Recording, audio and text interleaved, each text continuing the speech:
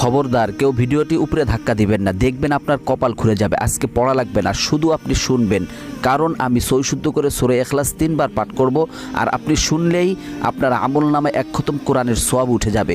তো চলুন শুরু করা যাক। তো শুরু করার আগে যদি ভিডিওটি ভালো লাগে অবশ্যই চ্যানেলটি সাবস্ক্রাইব, ভিডিওটি লাইক এবং ভিডিওটি শেয়ার করার অনুরোধ করছি। তো চলুন শুনে আসি 3 বার। বিসমিল্লাহির রহমানির রহিম।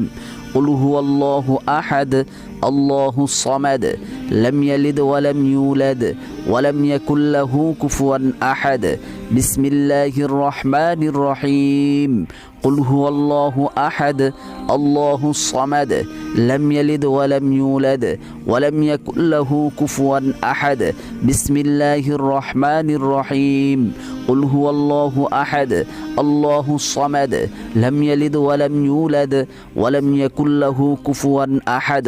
যারা শুনেছেন তাদের আমলনামায় 1 খতম কোরআনের সওয়াব উঠে গিয়েছে।